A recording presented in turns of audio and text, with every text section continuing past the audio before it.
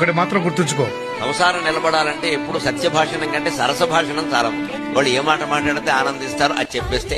ఒక ఏడాది తర్వాత మనం పెద్ద సోఫా కొనుక్కుండామే అంటుంది భార్య. తప్పకుండాను అండమే. అయిపోయే ఏడాది తర్వాత మనం చూసుకుందాం రాజెవరో మంత్రి ఎవరో. ఈ గొడవ పెట్టుకుని చికాకున్న పెద్ద మనిషి ఏమంటాడా, ఇప్పుడు నీకు అదొకటే తక్కువైంది ఇక్కడ, ఈ ఏడాది నరకం కదా, ఎందుకొచ్చిన మాట వదిలేరాదా. తప్పకుండాను 1-200 అయిపోయి. నువ్వు అబద్ధం ఆడామని నేను ఎవరు అరెస్ట్ చేసి లోపల పట్టరు. శాస్త్రం కూడా తప్పని చెప్పలా.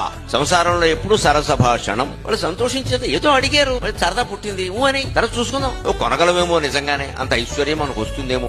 ఎప్పటికే వాళ్ళు అప్పుల్లో ఉన్నాం, నీకు అన్ని పలికి మేల కోరికలు మీ నాన్న ఇచ్చాడు. వాళ్ళ నాన్న కూడా ఎందుకంటే మధ్యలో నీకు సత్యం చెప్పడం అలవాటు అయితే మంచిదే మిత్రమా. ఇంత కొండ బద్దలు కొడితే సంసారం బద్దలైపోతుంది. ఎందుకు అంత బద్దలు కొట్టడం, మామూలుగా చెప్పరాదా, సంతోషిస్తారు. తర్వాత బహుశా ఒక 6 నెలలు అయ్యేసరికి ఏం కొంటాం సోఫా అని వాళ్లే అంటారు. నమశివాయ, అయిపోయాయి. ఇదే సత్యము వ్రతము. సత్యమే, నువ్వు చెప్పేది సత్యమే. దాన్ని కాస్త ఎదుటివాడు మరీ గాయపడకుండా సంతోషించేలా చెప్పు.